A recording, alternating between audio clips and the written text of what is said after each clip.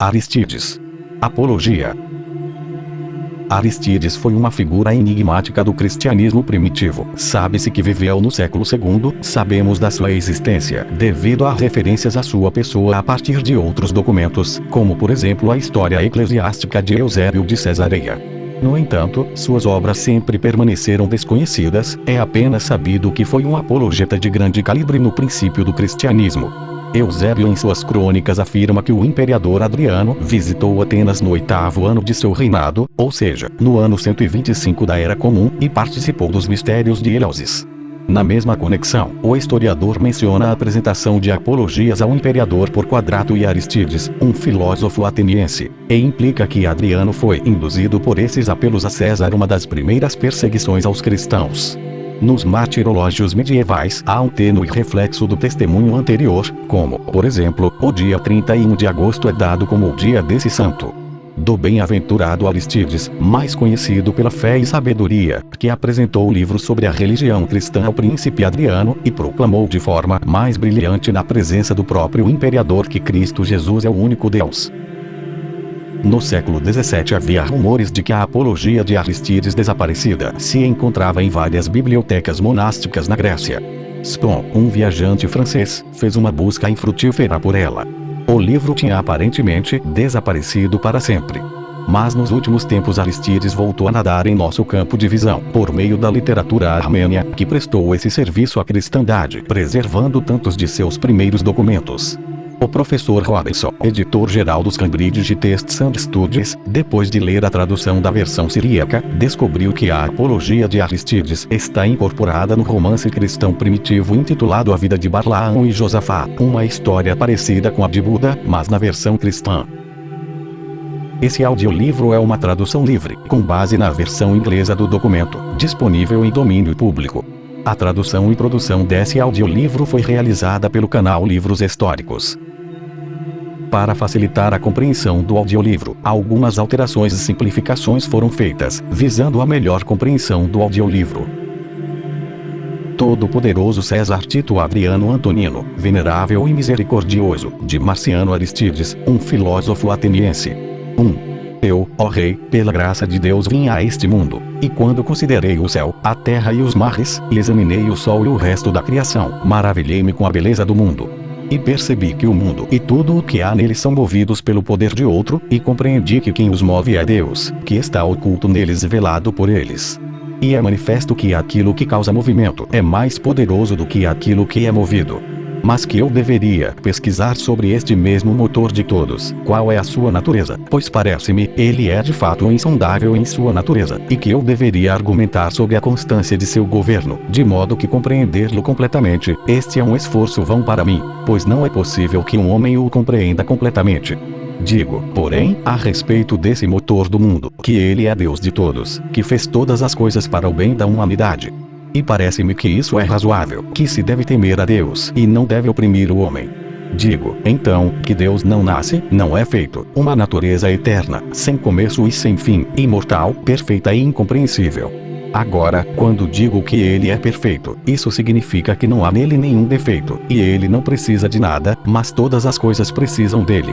E quando digo que ele é sem começo, isso significa que tudo que tem começo também tem um fim, e o que tem um fim pode chegar ao fim. Ele não tem nome, pois tudo o que tem um nome é parente das coisas criadas. Forma ele não tem nenhuma, nem ainda qualquer união de membros, pois tudo o que os possui é parente das coisas formadas. Ele não é homem nem mulher. Os céus não o limitam, mas os céus e todas as coisas, visíveis e invisíveis, recebem dele seus limites. Adversário ele não tem nenhum, pois não existe nenhum mais forte do que ele.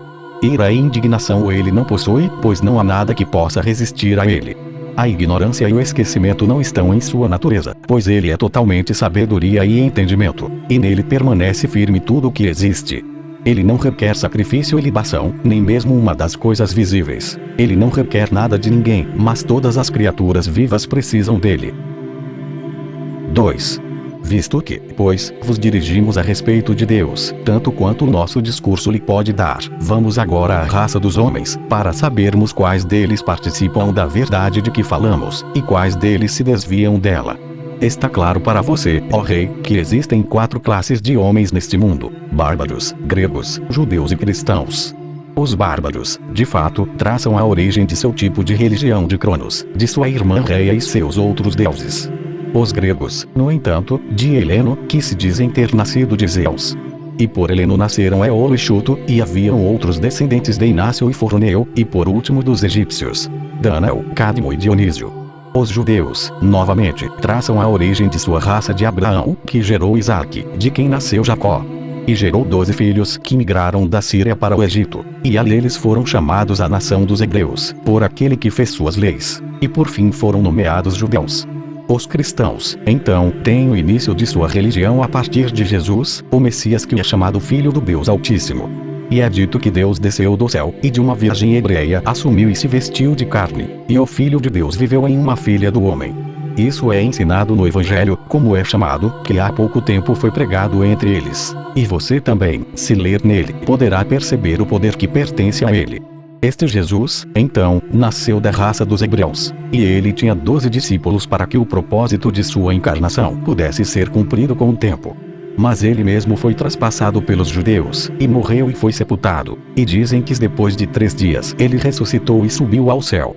Então esses 12 discípulos saíram por todas as partes conhecidas do mundo, e continuaram mostrando sua grandeza com toda a modéstia e retidão. E, portanto, também aqueles dos dias atuais que acreditam nessa pregação são chamados cristãos, e eles se tornaram famosos. Portanto, há, como disse acima, 4 classes de homens: bárbaros e gregos, judeus e cristãos. Além disso, o vento obedece a Deus, o fogo aos anjos, também as águas aos demônios e a terra aos filhos dos homens. 3. Comecemos, então, com os bárbaros, e passemos ao resto das nações, uma após a outra, para que possamos ver quais deles mantêm a verdade quanto a Deus e quais deles têm erro. Os bárbaros, então, como não apreenderam a Deus, se desviaram entre os elementos e começaram a adorar coisas criadas em vez de seu Criador, e para este fim eles fizeram imagens e as encerraram em santuários. Eles os adoram, guardando-os com muito cuidado, para que seus deuses não sejam roubados por ladrões. E os bárbaros não observaram que o que atua como guarda é maior do que o que é guardado, e que todo aquele que cria é maior do que o que é criado. Se for, então, que seus deuses são muito fracos para cuidar de sua própria segurança, como eles pensarão na segurança dos homens? Grande então é o erro em que os bárbaros caíram ao adorar imagens sem vida, que não podem fazer nada para ajudá-los. E sou levado a me perguntar, ó rei, em seus filósofos, como eles se desviaram, e deram um nome de deuses a imagens que foram feitas em homenagem aos elementos, e que seus sábios não perceberam que os elementos também são solúveis e perecíveis. Pois se uma pequena parte de um elemento é dissolvida ou destruída, a totalidade pode ser dissolvida e destruída. Se então os próprios elementos são dissolvidos e destruídos e forçados a submeter-se a outro que é mais teimoso do que eles, e se eles não são em sua natureza deuses, porque, de fato, eles chamam as imagens que são feitas em sua honra de Deus. Grande, então, é o erro que os filósofos, entre eles, trouxeram sobre seus seguidores. 4. Voltemo-nos agora, ó rei, para os elementos em si mesmos, para que possamos esclarecer com relação a eles, que eles não são deuses, mas uma coisa criada, passível de ruína e mudança, que é da mesma natureza que cara, ao passo que Deus é imperecível, invariável e invisível, enquanto ainda vê, governa e transforma todas as coisas. Aqueles, então, que acreditam que a terra é um deus, até agora se enganaram, pois ela é sulcada e plantada com plantas e trincheiras, recolhendo o lixo imundo de homens, animais e gado. E às vezes torna-se infrutífera, pois se for reduzido a cinzas, torna-se desprovida de vida, pois nada germina de uma jarra de barro. E, além disso, se a água for coletada sobre ela, ela será dissolvida junto com seus produtos.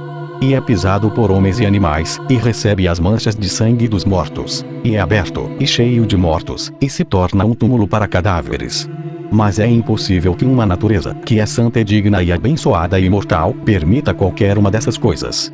E, portanto, parece-nos que a terra não é um deus, mas uma criação de Deus. 5. Da mesma forma, novamente, erraram aqueles que acreditavam que as águas eram deuses. Pois as águas foram criadas para o uso do homem e estão sob seu domínio de muitas maneiras. Pois elas sofrem mudanças e admitem impureza, e são destruídos e perdem sua natureza enquanto são fervidos em muitas substâncias.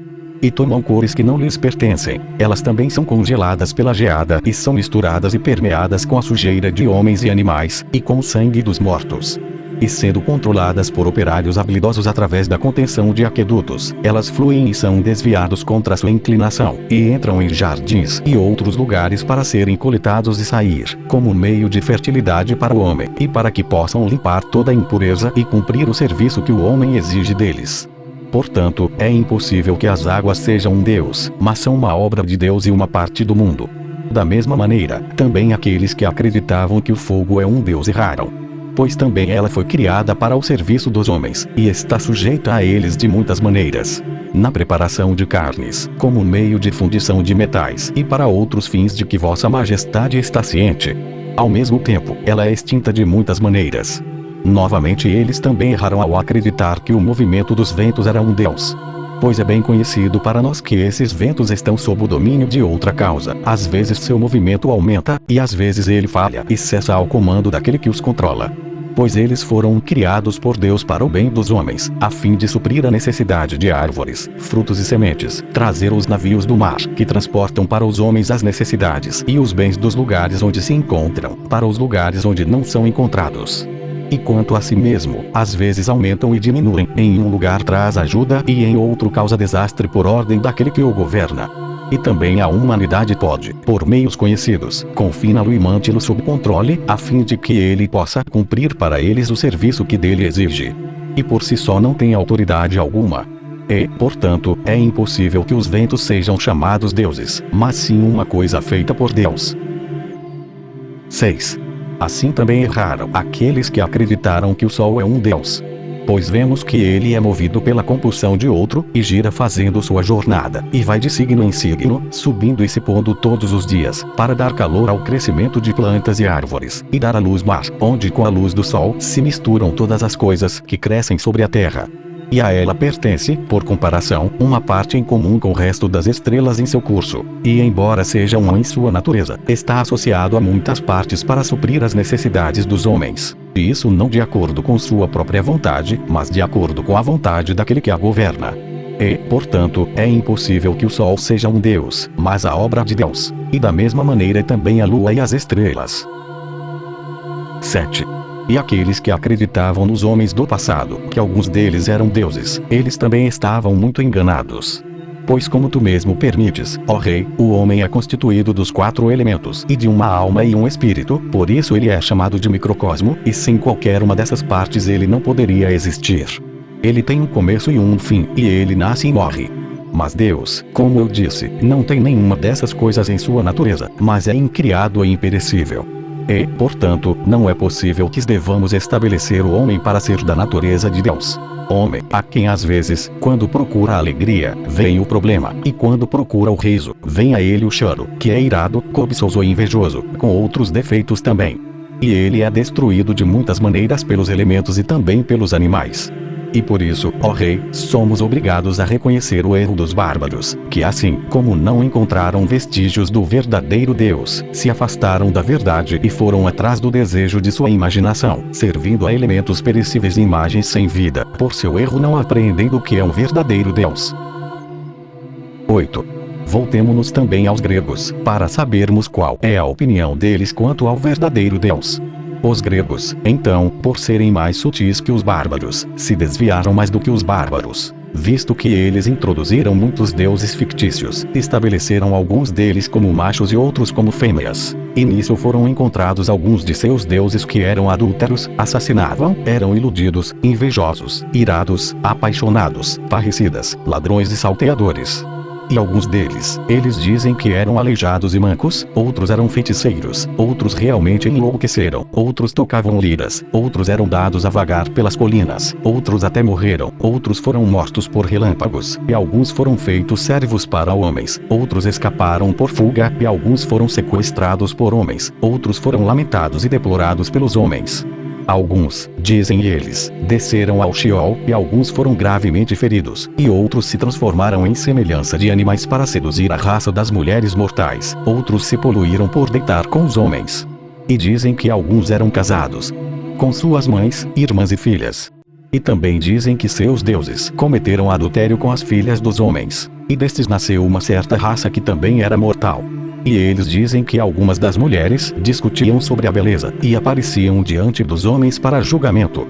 Assim, ó rei, os gregos apresentaram a impureza, o absurdo e a loucura sobre seus deuses e sobre si mesmos, ao chamarem aqueles que são de tal natureza deuses, que não são deuses. E, portanto, a humanidade recebeu incitações para cometer adultério e fornicação, e roubar e praticar tudo o que é ofensivo, odiado e abominado. Pois se aqueles que são chamados seus deuses praticaram todas estas coisas que estão escritas acima, quanto mais os homens deveriam praticá-las, homens que acreditam que seus próprios deuses as praticaram. E devido à imundície desse erro, aconteceram à humanidade guerras aflitivas, grandes fomes, amargo cativeiro e completa desolação. E olha, foi só por isso que eles sofreram e que todas essas coisas vieram sobre eles. E enquanto suportavam essas coisas, não percebiam em sua mente que, por seu erro, essas coisas lhes sobrevieram. 9. Prossigamos ao relato de seus deuses, para que possamos demonstrar cuidadosamente tudo o que foi dito acima. Em primeiro lugar, os gregos apresentam como um deus Cronos, ou seja, Saturno. E seus adoradores sacrificam seus filhos a ele, e queimam alguns deles vivos em sua homenagem. E eles dizem que ele tomou para ele entre suas esposas Reia, e gerou muitos filhos com ela. Por ela também ele gerou Deus, que se chama Zeus. E por fim Cronos enlouqueceu, e por medo de um oráculo que lhe fora dado a conhecer, ele começou a devorar seus filhos. E deles Zeus foi roubado sem seu conhecimento, e por fim Zeus o amarrou, mutilou os sinais de sua masculinidade e os atirou ao mar. E daí, como se diz na fábula, nasceu Afrodite, que se chama Astarte. E Zeus expulsou Cronos acorrentado na escuridão.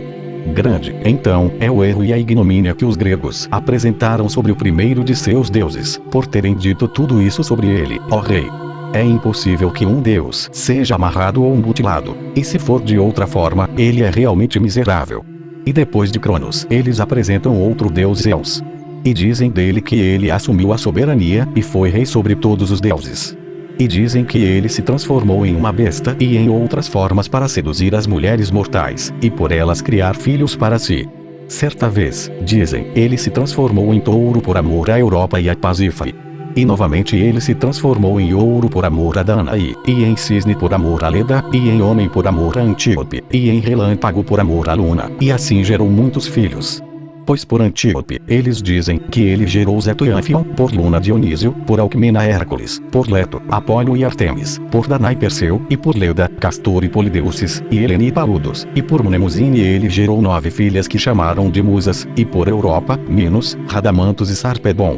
E, finalmente, ele se transformou na semelhança de uma águia através de sua paixão por Ganímedes, o pastor.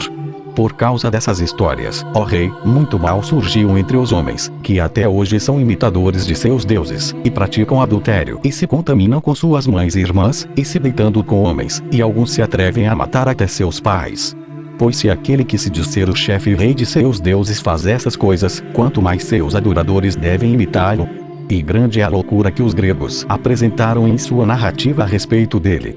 Pois é impossível que um deus pratique adultério ou fornicação, ou se aproxime para se deitar com homens ou matar seus pais. E se for de outra forma, ele é muito pior do que um demônio destrutivo. 10. Novamente eles apresentam como outro deus Hefesto. E dizem que ele é coxo, e um gorro é colocado em sua cabeça. Ele tem nas mãos um maçarico e um martelo. Ele segue o ofício de trabalhar ferro, para que assim possa obter as necessidades de seu sustento. Então este Deus tão necessitado? Mas não pode ser que um Deus seja carente ou coxo, senão ele é muito inútil. E ainda trazem outro Deus e o chamam de Hermes. E dizem que ele é um ladrão, um amante da avareza, ávido de ganhos, um mago imutilado, um atleta, e um intérprete de linguagem. Mas é impossível que um Deus seja um mago ou avarento, ou mutilado, ou ansioso pelo que não é seu, ou um atleta. E se for de outra forma, ele é considerado inútil. E depois dele eles apresentam como outro deus Esculápio. E dizem que ele é médico e prepara remédios e gesso para suprir as necessidades de seu sustento. Então este deus está em falta. E finalmente ele foi atingido por um raio de Zeus, e assim ele morreu. Se então Esculápio era um deus e, quando foi atingido por um raio, não pôde ajudar a si mesmo, como poderia ajudar os outros? Mas que uma natureza divina esteja em falta ou seja destruída por um raio é impossível. E novamente eles apresentam outro como um deus, e o chamam de Ares. E dizem que ele é um guerreiro, e ciumento, e cobiça ovelhas e coisas que não são suas. Ele toma pelos seus braços. E dizem que por fim ele cometeu adultério com Afrodite, e foi pego pelo menino Hermes e por Hefesto, marido de Afrodite. Mas é impossível que um deus seja guerreiro, preso ou adúltero. E novamente eles dizem de Dionísio. É um deus, que organiza carruagens à noite, e ensina a embriaguez, levando embora mulheres que não lhe pertencem. E por fim, dizem eles, que ele enlouqueceu, dispensou suas servas e fugiu para o deserto, e durante sua loucura comeu serpentes. E finalmente ele foi morto por Titono. Se então Dioniso era um deus, e quando ele estava sendo morto não podia ajudar a si mesmo, como é possível que ele devesse ajudar os outros? Hércules em seguida eles trazem e dizem que ele é um deus, que odeia coisas detestáveis, um tirano, um guerreiro e um destruidor de pragas. E dele também dizem que por fim ele ficou louco e matou seus próprios filhos, e se lançou no fogo e morreu. Se então Heracles é um deus, e em todas essas calamidades foi incapaz de se salvar, como os outros deveriam pedir ajuda a ele? Mas é impossível que um deus seja louco, bêbado ou matador de seus filhos, ou consumido pelo fogo. 11. E depois dele eles trazem outro deus e o chamam de Apolo. E dizem que ele é ciumento e inconstante, e às vezes ele segura o arco e a aljava, e novamente a lira e o plectron. E ele profere oráculos para os homens para que possa receber recompensas deles. Este deus precisa então de recompensas? Mas é um insulto que todas essas coisas sejam encontradas com um deus. E depois dele eles apresentam como uma deusa Ártemis, a irmã de Apolo, e dizem que ela era uma caçadora e que ela mesma costumava carregar arco e flechas, e vagar pelas montanhas, levando os cães a caçar veados ou javalis do campo. Mas é vergonhoso que uma donzela virgem perambule sozinha pelas colinas, ou caça animais. Portanto, é impossível que Ártemis seja uma deusa. Novamente eles dizem de Afrodite que ela realmente é uma deusa. E às vezes ela mora com seus deuses, mas outras vezes ela é próxima dos homens. E uma vez ela teve Ares como amante, e novamente Adonis que é Tamuz. Uma vez também, Afrodite estava lamentando e chorando pela morte de Tamuz, e dizem que ela desceu ao Sheol para resgatar Adonis de Perséfone, que é filha do Hades. Se então Afrodite é uma deusa e foi incapaz de ajudar seu amante na morte dele, como ela achará possível ajudar os outros?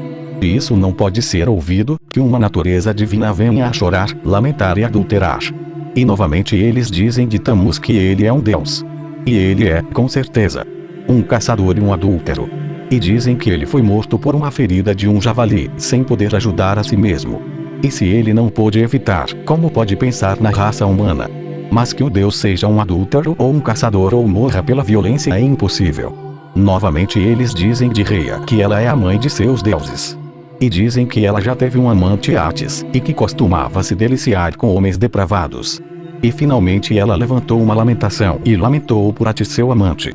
Se então a mãe de seus deuses foi incapaz de ajudar seu amante e libertá-lo da morte, como ela pode ajudar os outros?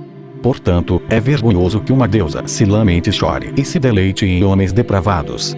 Novamente eles apresentam Core e dizem que ela é uma deusa, e ela foi raptada por Plutão, não conseguindo evitar. Se então ela é uma deusa e foi incapaz de ajudar a si mesma, como ela encontrará meios de ajudar os outros? Pois o deus que é roubado é muito impotente.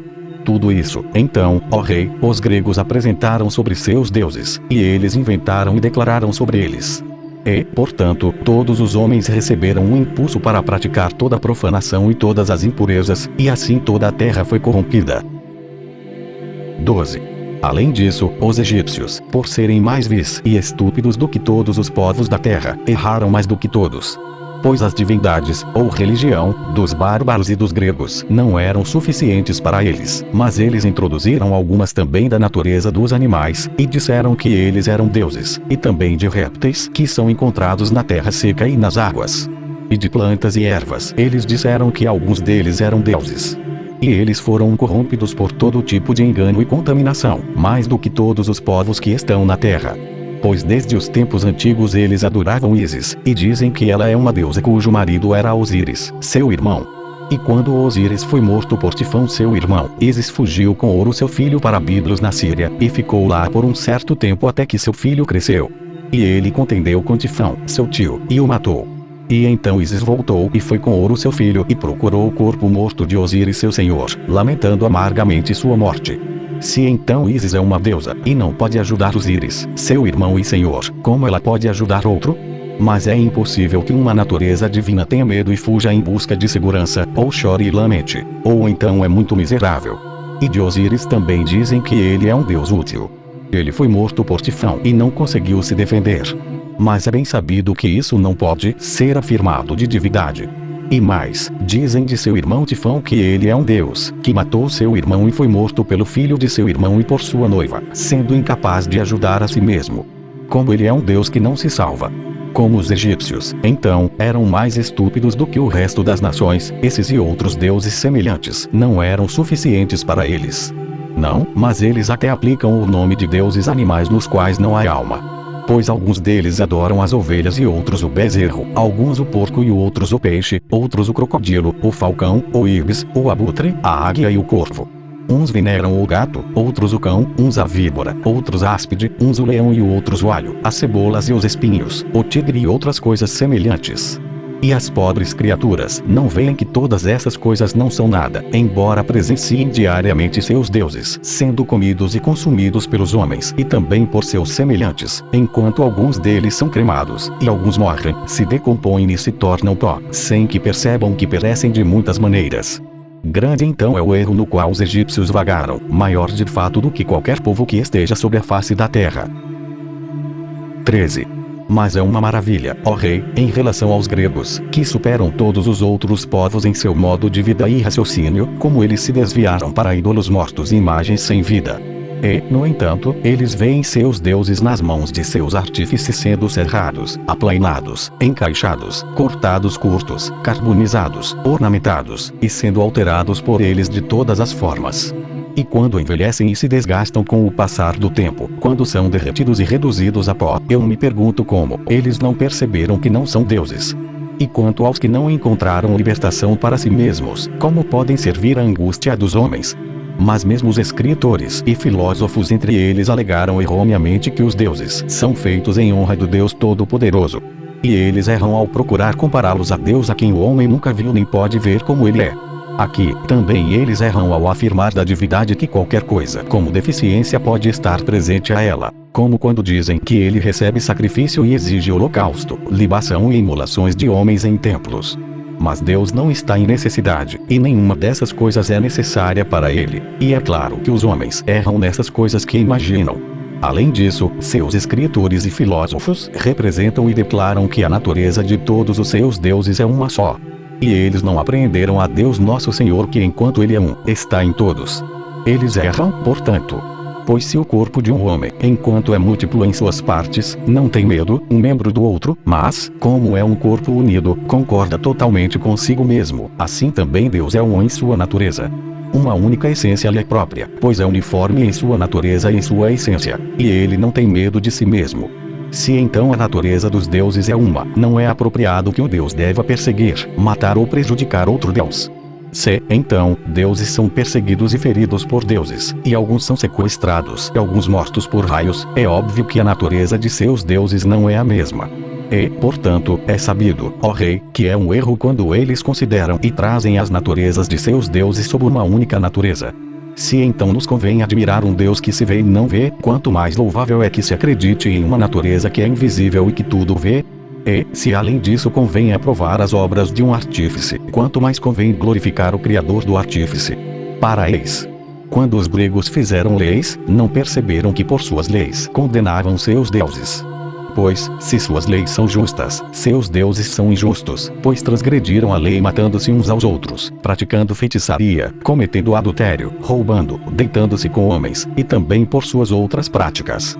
Pois se seus deuses estavam certos em fazer todas essas coisas como são descritas, então as leis dos gregos são injustas por não serem feitas de acordo com a vontade de seus deuses. E, nesse caso, o mundo inteiro está perdido.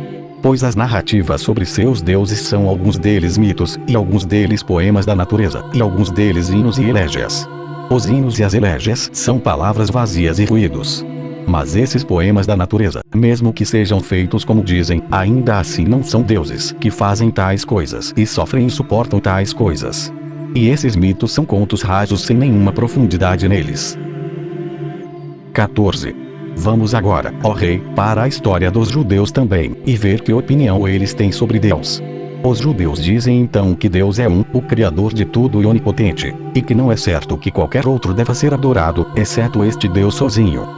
E aqui eles parecem se aproximar da verdade mais do que todas as nações, especialmente porque adoram a Deus e não as suas obras. E eles imitam a Deus pela filantropia que prevalece entre eles, porque eles se compadecem dos pobres, libertam os cativos, sepultam os mortos, e fazem tais coisas, que são agradáveis e aceitáveis diante de Deus. Também são agradáveis aos homens os costumes eles receberam de seus antepassados. No entanto, eles também erraram do verdadeiro conhecimento. E em sua imaginação eles concebem que é a Deus que eles servem, considerando que, por seu modo de observância, é aos anjos e não a Deus que seu serviço é prestado, como por exemplo, quando celebram os sábados, o início dos meses, festas de pães ázimos, um grande jejum, circuncisão e purificação de carnes, coisas que, no entanto, eles não observam perfeitamente. 15. Mas os cristãos, ó rei, enquanto andavam e procuravam, encontraram a verdade. E como aprendemos de seus escritos, eles chegaram mais perto da verdade e do conhecimento genuíno do que o resto das nações. Pois eles conhecem e confiam em Deus, o Criador do céu e da terra, de quem são todas as coisas, para quem não há outro Deus como companheiro, de quem receberam mandamentos que gravaram em suas mentes e observam com esperança e expectativa do mundo que há de vir. Por isso não cometem adultério nem fornicação, nem dão falso testemunho, nem usurpam o que é penhorado, nem cobiçam o que não é deles. Eles honram pai e mãe e mostram bondade para com os que estão próximos a eles. E sempre que são juízes, julgam com retidão. Eles não adoram ídolos feitos à imagem do homem. E tudo o que eles não gostariam que outros fizessem a eles, eles não fazem aos outros. E da comida consagrada aos ídolos eles não comem, porque são puros. E seus opressores eles apaziguam e os tornam seus amigos. Eles fazem o bem aos seus inimigos. Suas mulheres são puras como virgens, suas filhas são modestas. E seus homens se guardam de toda a união ilícita e de toda a impureza, na esperança de uma recompensa vindoura no outro mundo. Além disso, se um ou outro deles tem escravos e escravas ou filhos, pelo amor para com eles os persuadem a se tornarem cristãos e, quando o fazem, os chamam de irmãos sem distinção. Eles não adoram deuses estranhos e seguem seu caminho com toda a modéstia e alegria. A falsidade não é encontrada entre eles. E eles se amam. Das viúvas não desviam sua estima e livram o órfão daquele que o trata com severidade. E quem tem, dá a quem não tem, sem se vangloriar. E quando eles veem um estranho, eles o levam para suas casas e se regozijam por ele como um irmão, porque não os chamavam irmãos segundo a carne, mas irmãos segundo o Espírito e em Deus. E sempre que um de seus pobres passa do mundo, cada um deles, de acordo com sua capacidade, o atende e cuida cuidadosamente de seu enterro. E se eles ouvem que um deles está preso ou afligido por causa do nome de seu Messias, todos eles ministram ansiosamente a sua necessidade, e se for possível resgatá-lo, eles o libertam. E se houver entre eles algum pobre e necessitado, e se não tiver sobra de comida, jejuam 2 ou 3 dias para suprir os necessitados de sua falta de comida. Eles observam os preceitos de seu Messias com muito cuidado, vivendo com justiça e sobriedade como o Senhor seu Deus lhes ordenou. Todas as manhãs e todas as horas eles dão graças e louvam a Deus por sua bondade para com eles. E por sua comida e bebida eles oferecem ações de graças a Ele. E se algum justo entre eles passar do mundo, regozijam-se e rendem graças a Deus. E eles escoltam seu corpo como se ele estivesse partindo de um lugar para outro próximo. E quando uma criança nasce de um deles, eles dão graças a Deus. Se, além disso, acontece de morrer na infância, eles dão mais graças a Deus, como por quem passou pelo mundo sem pecados. E, além disso, se virem que algum deles morre em sua impiedade ou em seus pecados, por ele se entristecerão amargamente e sofrerão como por aquele que vai ao encontro de sua condenação. 16. Tal, ó rei, é o mandamento da lei dos cristãos, e tal é o seu modo de vida. Como homens que conhecem a Deus, eles pedem a Ele petições que são próprias de Deus conceder e eles receberem. E assim eles empregam toda a sua vida. Reconhecem a bondade de Deus para com eles. Por causa deles, as coisas gloriosas que estão no mundo fluem à vista. E, em verdade, eles são aqueles que encontraram a verdade quando foram e a procuraram. E pelo que consideramos, aprendemos que somente eles chegam perto do conhecimento da verdade. E eles não proclamam aos ouvidos da multidão as boas ações que fazem, mas cuidam para que ninguém os perceba. E eles escondem suas doações, como quem encontra um tesouro e o esconde.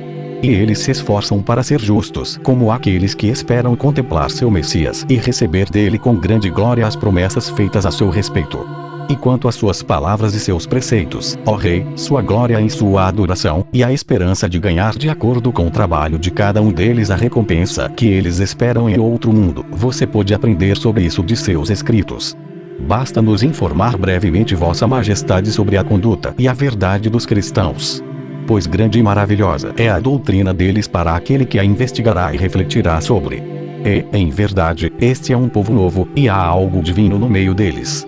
Pegue, então, seus escritos, e leia-os. Você descobrirá que eu não expus essas coisas por minha própria autoridade, nem falei assim como seu advogado. Mas, visto que li em seus escritos, tive plena certeza dessas coisas, como também das coisas que estão por vir. E por esta razão fui constrangido a declarar a verdade aos que cuidam dela e buscam o mundo vindouro. E para mim não há dúvida de que a terra permanece através da súplica dos cristãos. Mas o resto das nações erram ao chafurdar diante dos elementos do mundo, pois além deles sua visão mental não passará. E procuram como se estivessem na escuridão porque não reconhecerão a verdade. E, como bêbados, cambaleiam, se empurram e caem. 17. Até aqui, ó Rei, falei. Pois em relação ao que resta, como foi dito acima, encontram-se em seus outros escritos coisas difíceis de pronunciar e difíceis de narrar, que não são apenas ditas em palavras, mas também realizadas em ações. Agora os gregos, ó Rei, como eles seguem práticas baixas no relacionamento com os homens, uma mãe, uma irmã e uma filha, imputam sua monstruosa impureza aos cristãos. Mas os cristãos são justos e bons, e a verdade é colocada diante de seus olhos, seu espírito é longânimo. E, portanto, embora conheçam o erro dos gregos e sejam perseguidos por eles, eles o suportam e na maioria das vezes, eles têm compaixão deles, como homens destituídos de conhecimento. E do lado deles, eles oferecem oração para que estes se arrependam de seu erro. E quando acontece que um deles se arrependeu, ele se envergonha diante dos cristãos das obras que foram feitas por ele. E ele confessa a Deus, dizendo: fiz essas coisas na ignorância. E ele purifica o seu coração, e os seus pecados são-lhe perdoados, porque os cometeu na ignorância outrora, quando costumava blasfemar e falar mal do verdadeiro conhecimento dos cristãos. E certamente a raça dos cristãos é mais abençoada do que todos os homens que estão sobre a face da terra. De agora em diante, calem-se as línguas daqueles que proferem vaidade e atormentam os cristãos, e daqui em diante deixe-os falar a verdade. Pois é de séria consequência para eles que adorem o verdadeiro Deus em vez de adorar um som sem sentido. E, em verdade, tudo que é falado na boca dos cristãos é de Deus, e sua doutrina é o portal da luz. Portanto, que todos os que estão sem o conhecimento de Deus se aproximem disso, e eles receberão palavras incorruptíveis, que são de todos os tempos e da eternidade. Assim eles aparecerão diante do terrível julgamento que por meio de Jesus, o Messias, está destinado a vir sobre toda a raça humana.